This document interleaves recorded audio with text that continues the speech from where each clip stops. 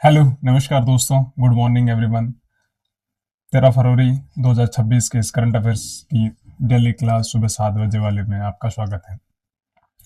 आशा करता हूँ कि आपका दिन बहुत अच्छा रहेगा और करंट अफेयर से आपकी शुरुआत होगी और बहुत सारी चीज़ें आप पढ़ के रात को एक अच्छी नींद के साथ सोएंगे, ऐसी मुझे आशा है आपसे। तो डेली हम आपके लिए क्या करें, तो टॉप 10 करंट एमसीक्यूज हैं वो विद एक्सप्लेनेशन आपके लिए हम डेली लेके आते हैं। और इसकी जो पीडीएफ है वो जो आपके अपने चैनल टेलीग्राम का चैनल है करंट क्रैकर्स, उस पर आपको मिल जाएगी।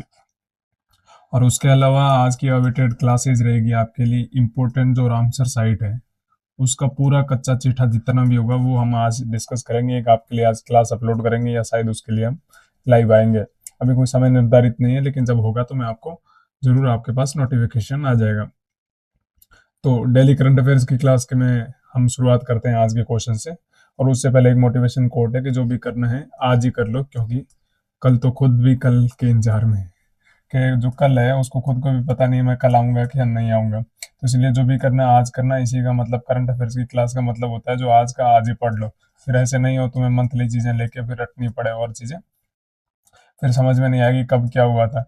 लेकिन जो आज चीजें समझोगे तो आपको आज ही समझ में आ जाएगी और आप लगातार अपनी प्रोग्रेस बढ़ते रहोगे। सिर्फ आप करंट अफेयर्स नहीं पढ़ते हो। या हमेशा ध्यान रखना, करंट अफेयर के साथ आप स्टैटिक चीजें चीजें कितनी चीजें याद कर रहे हो, उसको किस तरह से कनेक्ट कर पा रहे हो चीजों को। और मैं हमेशा ये ट्राई करता हूँ कि इधर उधर के फैक्ट लाने से अच्छा है कि उसी चीज से रिलेटेड अच्छे फैक्ट्स लेके आओ, जिससे तुम्हें वो कनेक्ट करने में एक मजा आएगा और तुम्हें चीजें समझने में बिल्कुल भी टाइम भी नहीं लगेगा कि हाँ कोई नहीं है, तो बहुत सिंपल सी चीजें होगी हमारे लिए।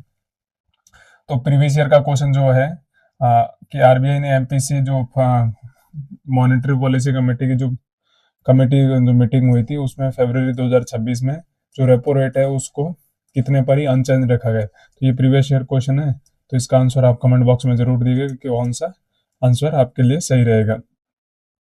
और उसके अलावा आज के पहले क्वेश्चन से शुरुआत करते हैं कि हाल ही में डिफेंस एक्विजिशन काउंसिल डीएसी ने कितने राफेल लड़ाकू विमानों को खरीद की मंजूरी दी है। आपको लग रहा है कि अभी मंजूरी क्यों दी, तो इसका सिंपल सा रीजन है कि जो फ्रांस के प्रेसिडेंट है मैक्रोन, इमानुअल मैक्रोन ने, वो है ना 17 फरवरी के आसपास कहाँ आ रहे हैं, इंडिया आ रहे हैं। तो इंडिया आ रहे हैं तो आपको पता है ट्रेड डील होगी, तो उसमें और आपको पता है जो फ्रांस से जो हमने इंपॉर्टेंट चीज खरीदी है वो है रफाल। क्या है? रफाल। तो अभी ऐसा हो सकता है, इससे पहले एक और न्यूज में था आपकी स्कैल्प, आज 2 दिन पहले आपके न्यूज में था कि स्कैल्प जो आपको क्या होता है, जो टैंक बस्टेड होती है, जो मतलब जो टैंक बस्टेड होती है, जो टैंक को जला सकती है, जो आपका बंकर बस्टर भी बोलते हैं। टैंक या बंकर बस्टर जो एक मिसाइल थी उसकी भी इंडिया में प्रोक्योर करने की भी बात चल रही है। तो उसके अलावा बात करें तो 114 विमानों पर डीएसी जो डिफेंस एक्विजिशन काउंसिल है, तो डीएसी द्वारा इसकी मंजूरी दी गई है। अब डीएसी के बाद इसको अभी फाइनल जो होगा वो सीसीएस द्वारा दिया जाएगा। सीसीएस मतलब कैबिनेट कमेटी ऑन सिक्योरिटी। वो यदि फाइनल कर देगी तो ये डील लगभग 114 जो राफेल विमान खरीदने हैं इंडिया को, क्योंकि इंडिया के पास पता है इससे पहले जो मिराज थे वो अभी बिल्कुल मिराज को यूटिलाइज होना बंद हो गया। तो इंडिया में अभी तेजस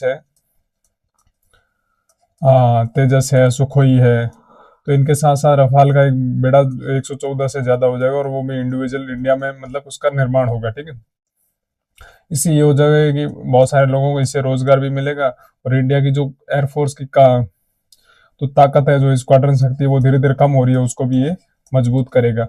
और डीएससी ने जो डिफेंस एक्विजिशन के बाद कौन का इस पे अप्रूवल देगा, CCS, cabinet cabinet committee on security. इनके द्वारा यदि इसको हाँ हामी भर दी जाती है तो ये डील पक्की हो जाएगी। और लगभग कितने राफेल हम खरीदेंगे अगले कई सालों में, 114 से ज्यादा राफेल खरीदेंगे। इस सौदे में लगभग अनुमानित कीमत कितनी है, 3.25 लाख करोड़। 3.25 लाख करोड़ से ज्यादा की ये डील है। और राफेल का निर्माण आपको पता है कौन कर रहा है, डसॉल्ट एविएशन। वो कौन सी किसकी कंपनी है, फ्रांस की कंपनी है। क्या नाम है, डसॉल्ट एविएशन। और अब इसमें यह है कि टेक्नोलॉजी ट्रांसफर का प्रावधान शामिल है कि जो टेक्नोलॉजी है वो इंडिया को ट्रांसफर करेगी और इंडिया यहीं पे अपना इंडिया में ही राफेल का निर्माण करेगी।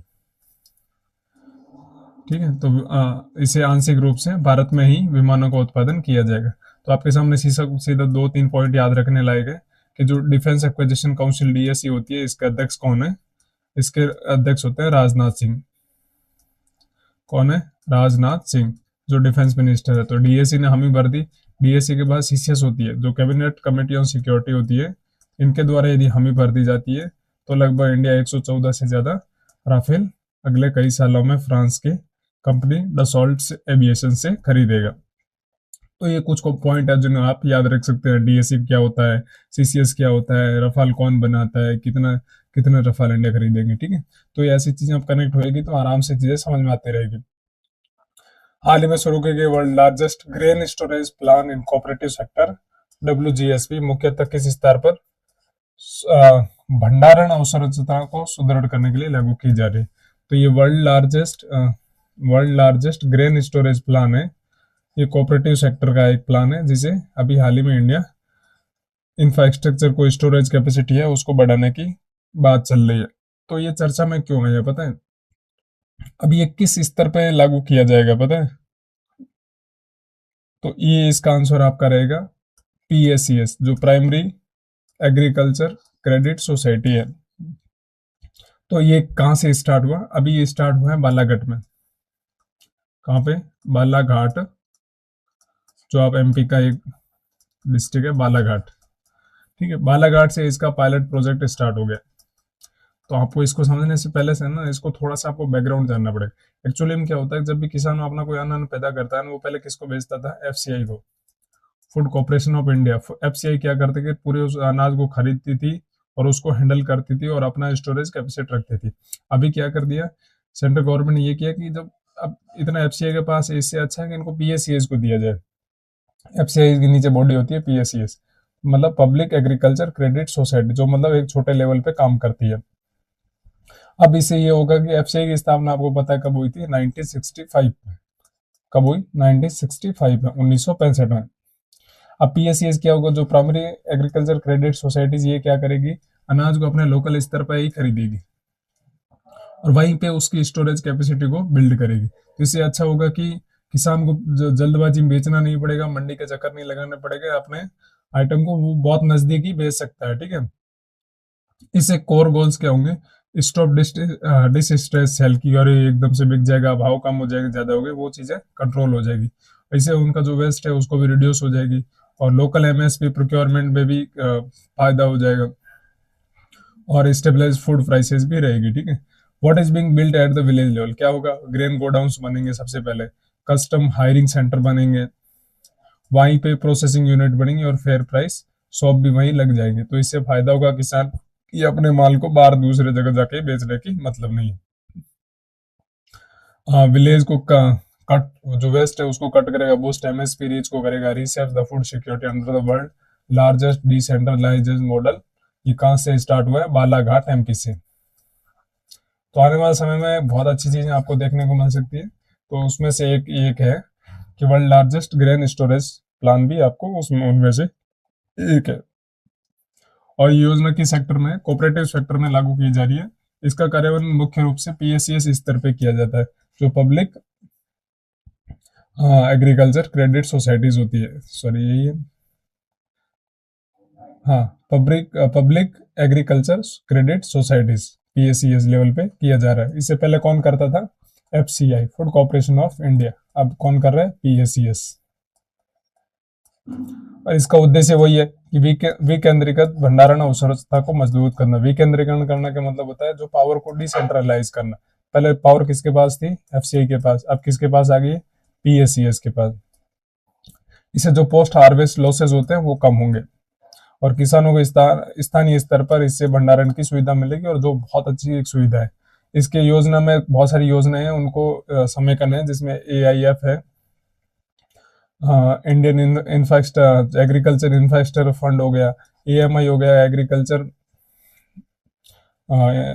AFI है शायद, है ना, AFI, एग्रीकल्चर इंफ्रास्ट्रक्चर मनी हो गया। इसमें है PMFME है, जैसे कई योजना को इसमें क्या किया गया? समेकन है, मतलब ये शामिल है। अब PACS के लिए गवर्नमेंट क्या करेगी? जो सब्सिडी है वो पहले 25% होती थी PACS के लिए, उसको बढ़ा के कितनी कर दिया? 33.33%। यहाँ से आपको क्वेश्चन देखने को मिल सकता है कि PACS के लिए अभी सब्सिडी कितना परसेंटेज है? 33.33%, मतलब 1/3% ऑफ समथिंग। ठीक है, तो 1/3% कर दी गई है। For nearly 60 years most grain storage was run by the food corporation of India FCI from 1965। तो एफसीआई की स्थापना कब हुई थी?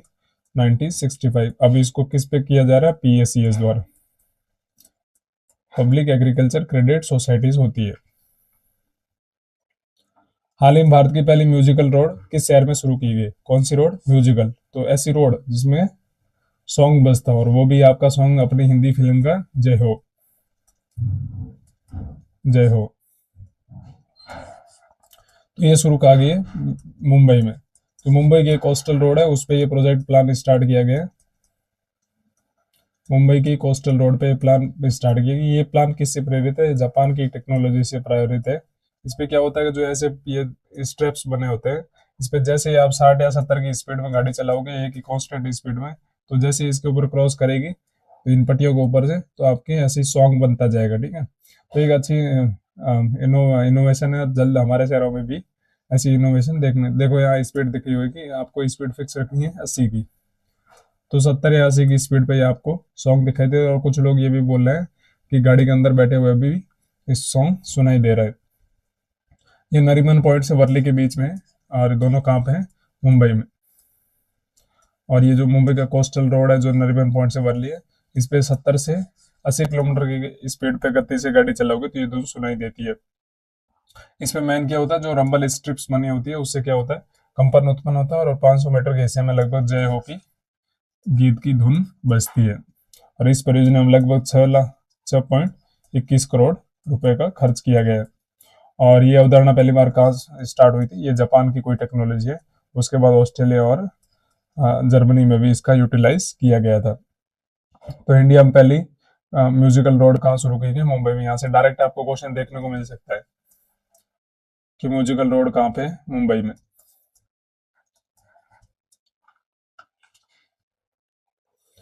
और अगला क्वेश्चन, हाल ही में प्रस्तुत उत्तर प्रदेश के बजट 2026-27 में राजकोषीय घाटा फिस्कल डेफिसिट को कितने प्रतिशत पर सीमित रखा गया है?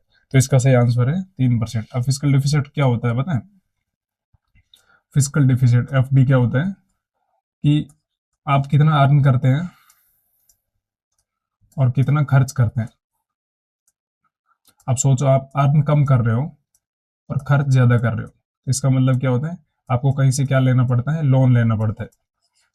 क्या लेना पड़ता है? लोन लेना पड़ता है। वो लोन ही क्या होता है? Physical deficit. कि आप अर्न कम कर रहे हैं तो खर्च ज्यादा करना पड़ रहा है, और खर्च ज्यादा होगा तो आप कहीं दूसरी कंपनी से या दूसरे विदेशों से आपको, या भारत के किसी बैंक से आपको क्या लेना पड़ता है? लोन लेना पड़ता है, और वही होता है फिजिकल डेफिसिट। उसको कितने परसेंट पे रखा गया है? 3% पे। और जो सेंटर का फिजिकल डेफिसिट है वो आपको पता होगा 4.3% है। सेंटर का कितना है? 4.3% है।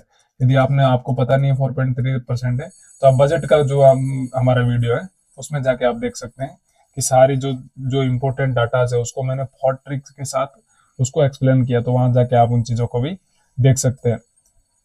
अभी यूपी का बजट हाल में चर्चा रहा, क्योंकि ये लगभग 9 लाख करोड़ से ज्यादा का था।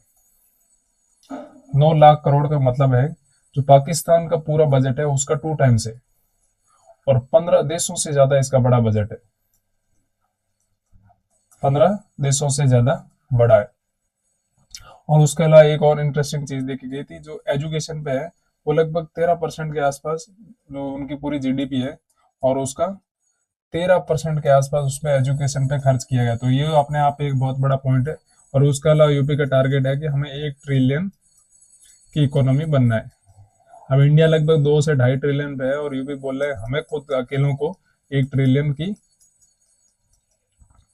मैन्युफैक्चरिंग कैपेसिटी बनानी है, या मतलब उसकी ताकत बननी है। और उसके अलावा यूपी में आपको पता है मोबाइल मैन्युफैक्चरिंग का लगभग 56% कहाँ होता है? यूपी में होता है। तो इसको और ज्यादा बढ़ावा देना है। यूपी बजट 2026-27 का कुल आकार लगभग 9.13 लाख करोड़ है, और जो पिछले वर्ष की तुलना में 12.2% की वृद्धि दर्शाता है। और जो जीएसडीपी होती है जीएसटी जो स्टेट की जीडीपी होती है उसको जीएसडीपी बोलते हैं। जीडीपी मतलब ग्रोस डोमेस्टिक प्रोडक्ट होता है, और ये होता है ग्रोस स्टेट डोमेस्टिक प्रोडक्ट। उसको 3% पर सीमित रखा गया है। राजकोषीय घाटा, तो राजकोषीय घाटा कितना, 3%, और टोटल कितना है इंडिया का, 4.3% पे। ये सीमा 16वें वित्त आयोग की सिफारिशों के अनुरूप है। तो 16वें वित्त आयोग ने यही सीमा डिसाइड कर रखी है कि आपको जो राजकोषीय घाटा है उसको 3% से कम ही रखना है। तो 16वें वित्त आयोग के अध्यक्ष कौन है, अरविंद पनगड़िया, डॉक्टर अरविंद पनगड़िया। और ये प्रावधान 2030-31 तक लागू रहेगा। इसका उद्देश्य विकास को आर्थिक स्थिरता बनाए रखना है। इस बजट में शिक्षा, स्वास्थ्य, कृषि और आधारभूत जो संरचना है उसमें उसको प्राथमिकता दी गई है। और ये किसके द्वारा प्रेजेंट किया गया था, सुरेश खन्ना के द्वारा, सुरेश खन्ना के द्वारा। तो इंपॉर्टेंट पॉइंट है, आप याद रख सकते हैं यूपी का, और यहाँ से डायरेक्ट क्वेश्चन आपको देखने को मिल सकते हैं। हाल ही में जारी नई सीपीआई श्रृंखला बेस लाइन 2024 के अनुसार जनवरी 2026 में भारत की खुदरा महंगाई दर कितनी है। तो इसका सही आंसर है आपका 2.75%। क्या आंसर है, जो खुदरा महंगाई है, सीपीआई है, जो कंज्यूमर प्राइस इंडेक्स बोलते हैं। सीपीआई की फुल फॉर्म होती है कंज्यूमर प्राइस इंडेक्स। जो सीपीआई है वो कितनी दर्ज की गई है, 2.75%। और अभी इसका पहले बेस ईयर क्या था, 2012 था, आधार वर्ष, उसके आधार पर डिसाइड की जाती। अभी से 2024 लिया गया अलग। यहाँ से सीधा क्वेश्चन आपको देख सकता है कि सीपीआई का बेस ईयर क्या रखा गया है, 2024, और पहले क्या था, 2012। और हाल ही में सीपीआई कितनी रही है, 2.75% दर्ज की गई है। ये नई श्रृंखला जो सीओपी 2018 का है फ्रेमवर्क, उसे अपनाया गया। और इस बार लगभग 358 से ज्यादा वस्तुएं इस सीपीआई में जोड़ी गई है। मतलब कंज्यूमर प्राइस जो इंडेक्स है उसमें लगभग कितनी वस्तुएं, यहाँ से भी आपको सीधा क्वेश्चन आपको देखने को मिल सकता है कि सीपीआई में टोटल वस्तुएं कितनी है, 3 + 5 2 8, और 5 में जो ये तीनों ऐड कर देंगे तो कितने हो जाएंगे, 8 हो जाएंगे। तो 3 5 8, 3 5 8, ये किसमें, सीपीआई में जुड़ी हुई टोटल वस्तु है। और इस बार कुछ और चीजें जोड़ी गई जिसमें ऑनलाइन सेवाएं हैं, सीएनजी पीएनजी है, और ग्रामीण आवास जैसे नए आइटम भी इसमें जोड़े गए हैं। तो इंपॉर्टेंट डाटा आपको याद रह जाएंगे। इसका बेस ईयर अभी क्या है, 2024, पहले क्या था, 2012। अभी इसमें कितनी वस्तुएं हैं, 358। और सीपीआई अभी हाल ही में दर कितनी दर्ज की गई, 2.75%। हाल ही में घोषित एक्सरसाइज वायु शक्ति 26 का आयोजन किस स्थान पे किया जाएगा। तो वायु शक्ति 26 या 2026 का आयोजन किया जाएगा Pokhran air to ground range में। पोखरण कहाँ पे है, ये आपको पता है, राजस्थान, राजस्थान के जैसलमेर डिस्ट्रिक्ट में। और अभी हाल ही में राजस्थान के जैसलमेर डिस्ट्रिक्ट में। तो पोखरण रेंज पे आपको पता होगा सबसे पहले क्या हुआ था, यहाँ पे जो अपना एटम बम है उसको परीक्षण पोखरण रेंज में ही किया गया था। जो परमाणु परीक्षण था, परमाणु परीक्षण कहाँ पे किया गया था, पोखरण रेंज में ही किया गया। तो एक बहुत इंपॉर्टेंट रेंज है इंडिया के, जो मतलब स्ट्रेटेजिक पॉइंट ऑफ व्यू से देखें तो पोखरण रेंज, यहाँ बहुत सारे युद्धाभ्यास चलते रहते हैं। इसका आयोजन पोखरण के एयर टू ग्राउंड राजस्थान में होगा। और इसमें राफेल है, सुखोई 30 MKI है, तेजस है, मिराज जैसे लड़ाकू विमान भी इसमें भाग लेंगे। और आकाश मिसाइल की प्रणाली सहित आधुनिक हथियार भी इसमें प्रदर्शित करेंगे। और आइए इंडियन एयरफोर्स की जो रैपिड रेस्पॉन्स और प्रिसीजन स्ट्राइक की क्षमता को ये चीजें दर्शाती है। और वायु शक्ति एक बहुत बड़ा प्रोग्राम होगा। जब उससे पहले जब पाकिस्तान के सामने अटैक हुआ तो उसके बाद हमारी जो आत्मनिर्भर भारत है उसके तहत जो स्वदेशी रक्षा की क्षमता को भी ये प्रदर्शित करेगा। तो वायु शक्ति कहाँ पे आयोजित होगा, पोखरण रेंज में। कौन सी रेंज में, पोखरण रेंज में। और पोखरण कहाँ है, राजस्थान में। अगला क्वेश्चन है, विश्व वर्ल्ड रेडियो डे प्रत्येक वर्ष किस तिथि को मनाया जाता है। तो वर्ल्ड रेडियो डे आपको मनाया जाता है 13 फरवरी के द्वारा। और ये किसके द्वारा सेलिब्रेट किया जाता है, यूनेस्को द्वारा, यूनेस्को द्वारा। यूनेस्को फुल फॉर्म होती है United Nation education science and culture organisation. Education science and culture organisation. तो वर्ल्ड रेडियो डे किसके द्वारा मनाया जाता है? यूनेस्को के द्वारा। और हर बार ये किस तारीख को मनाया जाता है? 13 फरवरी को। इस बार 2026 की थीम है radio and artificial intelligence, radio and AI. Radio and AI इसकी थीम है, ये याद रखना। रेडियो डे की 2026 को जो 13 फरवरी को रेडियो डे मनाया जाता है, उसकी थीम क्या है? Radio and AI. और यूनेस्को ने वर्ष 2021 में इसे घोषित किया था, किसको? वर्ल्ड रेडियो डे को। और जो आपको पता है ऑल इंडिया रेडियो डे का आधिकारिक नाम क्या है? आकाशवाणी। हाल ही में चर्चा में रहा कपिलास वन्यजीव अभ्यारण्य किस राज्य में स्थित है? कौन सा अभ्यारण्य? कपिलास। कपिलास वन्यजीव अभ्यारण्य किस राज्य में स्थित है? तो इसका सही आंसर है आपका ओडिशा। ओडिशा में ये कपिलास वाइल्ड लाइफ सेंचुरी, ये चर्चा में क्यों आया था पता है? जो ये ओडिशा की कैपिटल सिटी है भुवनेश्वर, उसको कनेक्ट करने के लिए एक बहुत इंपॉर्टेंट जो हाईवेज है 111 किलोमीटर लंबा, वो अभी इस कपिलेश वाइल्ड लाइफ सेंचुरी है, इससे होकर गुजरेगा। उसके लिए अभी अनुमति मिल गई है। तो उस घटना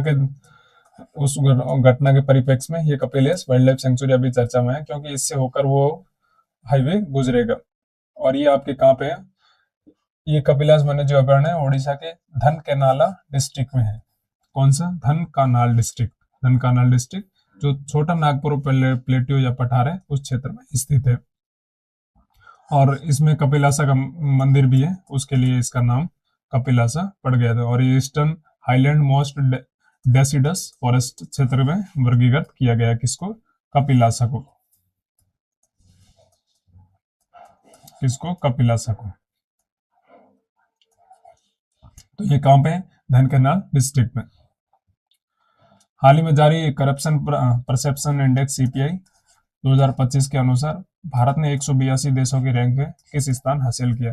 तो इंडिया ने हासिल किया 91 स्थान। किसमें? सीपीआई करप्शन परसेप्शन इंडेक्स में। इससे पहले भारत का स्थान था 96। सीपीआई में क्या होता है? 0 से 100 तक मार्क्स दिए जाते हैं, और जो 0 है वो सबसे कम होता है और 100 सबसे ज्यादा होता है।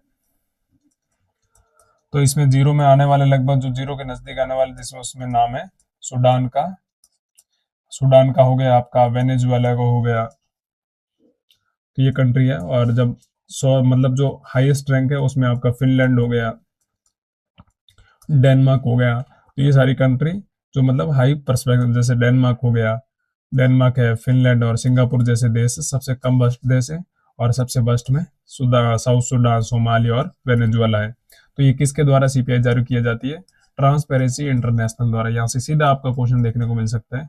और इंडिया की रैंक कौन सी है? भारत 91वें स्थान पे आया। और ये किसके द्वारा जारी की जाती है? ट्रांसपेरेंसी इंटरनेशनल द्वारा ये जारी किया जाता है। भारत ने 5 स्थान की छलांग लगाई, जो 96 से 91 हो गई है। इंडेक्स में 0 से 100 का स्केल होता है, 0 अत्यधिक भ्रष्ट और 100 सबसे अच्छा होता है। और भारत का स्कोर लगभग 39 है, जो वैश्विक औसत से कम है। तो भारत मतलब ठीक ठाक पोजीशन पे अभी है। तो सीपीआई में भारत की रैंक कितनी है? 91। हाल ही में डिग्लीपुर जो अंडमान आइलैंड है में फटा एक मड वॉल्केनो मुख्यतः किस कारण से बनता है? जो मड वॉल्केनो होती है, मतलब जो मड वॉल्केनो का मतलब यही कह सकते हैं कि जो आपसे दलदली वॉल्केनो का मतलब होता है ज्वालामुखी बनी थी, वो कहाँ पे है? वो पहली बात है डिग्लीपुर में। डिग्लीपुर कहाँ पे है? अंडमान आइलैंड पे। तो ये किस कारण से बनती है? तो इसका सही आंसर है B, methane and hydrocarbon gases escaping under the compactional stress. कौन सी गैस है? मीथेन एंड हाइड्रोकार्बन गैसेस होती है। वो मतलब कॉम्पैक्शनल स्ट्रेस होता है, उसकी वजह से ये बाहर आनी शुरू हो जाती है। ये मोस्टली उस क्षेत्र में होती है जहां पे ऑयल फील्ड्स होती हैं। कौन सी फील्ड्स? Oil fields.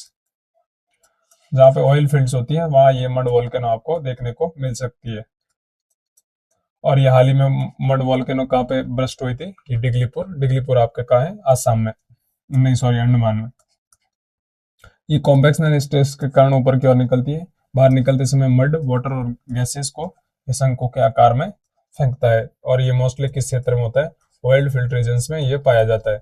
इसमें मैग्मेटिक वॉल्केनो की तरह लावा नहीं उगलता है, लेकिन इसमें क्या निकलता है, ऊपर मड निकलता है। और ये मीथेन और हाइड्रोकार्बन गैसेस के दबाव के कारण से बनता है।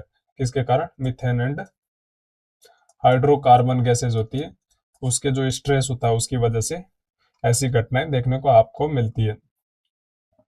आशा करता हूँ ये क्लास आपके लिए बहुत अच्छी रही होगी, आप पूरी तरह से इसको एंजॉय किया होगा, और हम ऐसी लगातार क्लासेज आपके लिए लगातार लेके आते रहते हैं। आप सभी का शुक्रिया हमारे साथ बने रहने के लिए। आप ऐसे जुड़े रहिए, और इसकी पीडीएफ आपको मिल जाएगी अपने टेलीग्राम चैनल पर, और ये क्लासेज एंजॉय करेंगे आप ऐसे ही। शुक्रिया आप सभी का, धन्यवाद।